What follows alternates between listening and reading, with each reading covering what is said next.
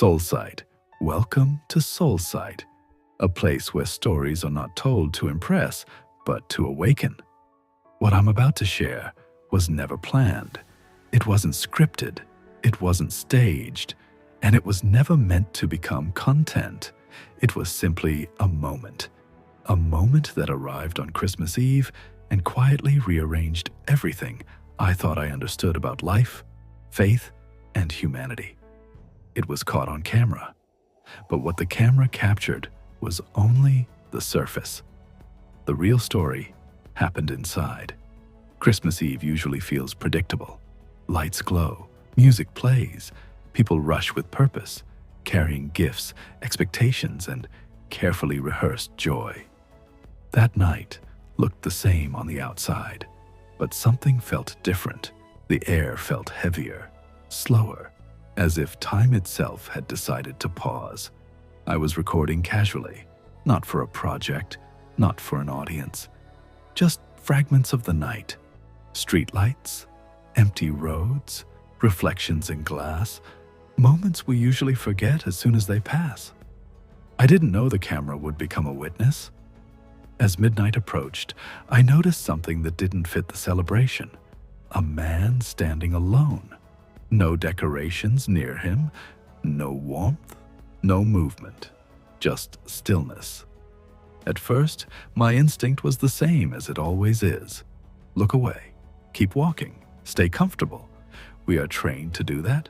We are trained to avoid what reminds us of discomfort, inequality, or pain. We learn early how to protect ourselves from reality.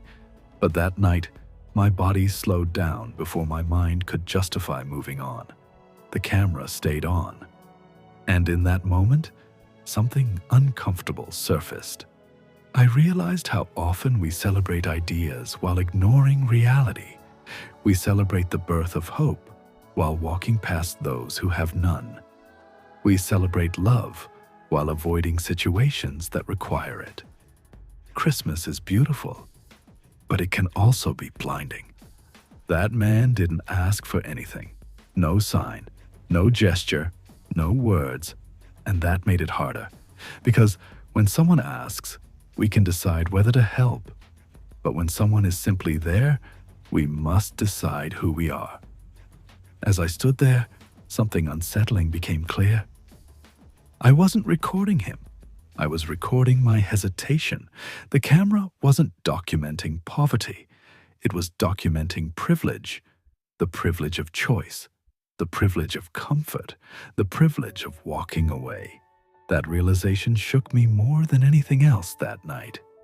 Eventually, I walked closer, not with confidence, not with answers, just with honesty. We spoke, not about God, not about philosophy, not about politics, about life.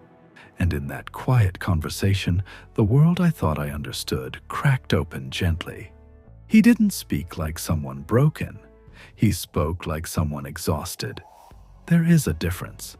Broken people are loud. Exhausted people are silent. And silence carries a different kind of truth. He wasn't angry at the world. He wasn't blaming anyone. He wasn't asking for pity. He was simply tired of being invisible. That was the moment Christmas stopped being a holiday and became a mirror. Because the story of Christmas does not begin with celebration. It begins with vulnerability. A child born without power, a family without status, a miracle without spectacle. And yet, over time, we turned it into lights, noise, and consumption. Standing there, I realized something painful. We remember the symbolism of Christmas, but we forget its reality. The reality is inconvenience, interruption, discomfort. Mary's life was interrupted. Joseph's plans were interrupted. The shepherd's routine was interrupted, and through interruption, meaning entered the world. Christmas is not comfortable. It is confrontational. It confronts our priorities, our distractions, our excuses. As the conversation continued, I felt something shift inside me. Not guilt, clarity. Guilt makes you defensive. Clarity makes you humble. I understood that most of us are not cruel, we are distracted, and distraction is the most dangerous form of indifference. The camera kept recording. Later, when I watched the footage, I noticed something I hadn't felt in the moment. My face. It looked different. Not happier, not sadder, more present, less guarded. The camera revealed something I rarely allow myself to see: stillness. And that frightened me, because it made me realize how rarely we allow ourselves to be fully present with reality. We stay busy to avoid feeling. We stay entertained to avoid thinking. We stay loud to avoid silence. But silence exposes truth. That Christmas Eve taught me something deeper than generosity. It taught me attention. Attention is the purest form of love. Not money, not words. Attention, the willingness to see. That is what we are losing in the modern world. We see screens, not faces, opinions, not people, stories, not lives. And yet, the greatest spiritual teachings were never complex. They all point back to presence. Be here, see clearly, respond honestly. That night, I walked away changed, but not inspired in the usual way. Inspired feels temporary. I felt aligned with something older than belief, humanity. The days after Christmas were ordinary. Work resumed, responsibilities returned, life continued at its usual speed. But something subtle had shifted. I noticed how often I rushed before, how often I filled silence with noise, how often I looked without seeing. The world did not change. I did, and that difference mattered. Because spirituality is not about leaving the world behind. It is about learning how to stay present within it. We talk so much about miracles, but we imagine them incorrectly. We imagine miracles as dramatic interruptions of natural law. But perhaps the real miracle is attention. To truly see another human being without judgment, without agenda, without fear, is one of the rarest acts left. That night reminded me that most suffering does not come from cruelty. It comes from invisibility. People do not always need fixing. They need witnessing. They need to feel acknowledged, seen, recognized as real. The camera was not just a device that night. It became a teacher. It showed me how easily we separate observer from participant. How easily we watch life instead of entering it. We live in an age where everything is recorded, yet very little is felt. We document moments instead of allowing moments to document us. That Christmas Eve reversed that. I did not capture an experience. The experience captured me, and it asked a difficult question.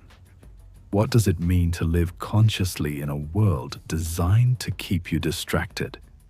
The answer is not withdrawal. It is intention. Living consciously means choosing presence, even when it is uncomfortable. It means allowing moments to affect you instead of protecting yourself from them. It means accepting that being human will sometimes hurt. But avoiding that pain also avoids meaning. There is a reason the Christmas story begins in humility. A stable, a child without protection, a family without certainty. It tells us something essential. Meaning does not arrive through control. It arrives through surrender. That night, I surrendered control without realizing it.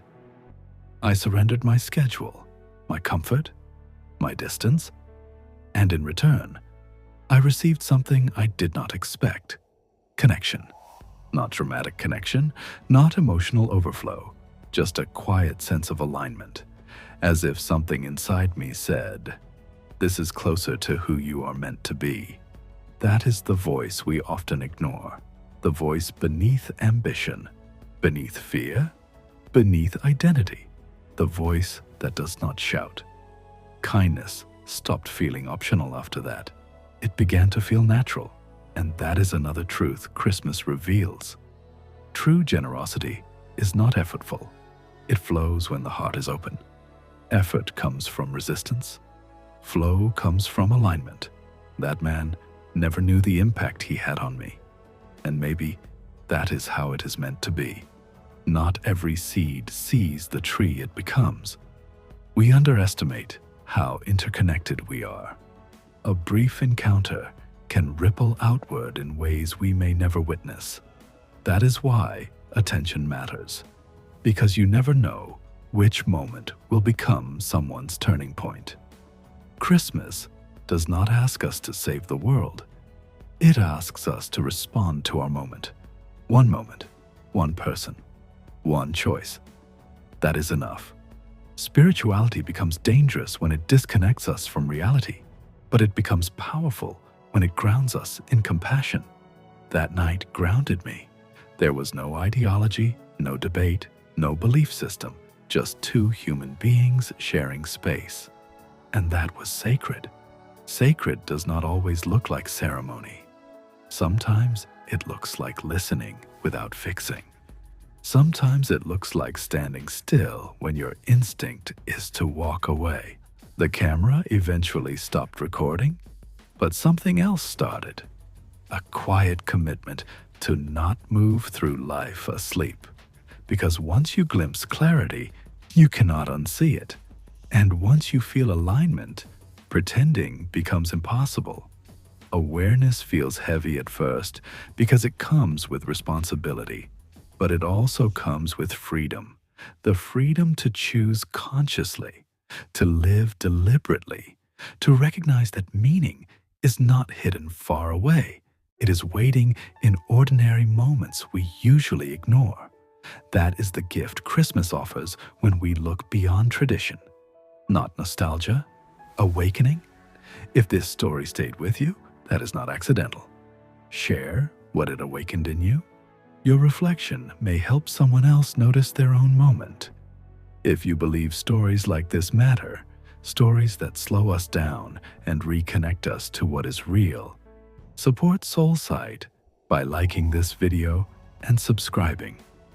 This channel exists for those who sense that life is deeper than it appears and are willing to listen carefully.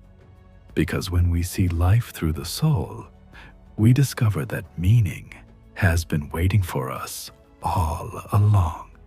The most powerful moments do not shout, they whisper, and only those who slow down ever hear them.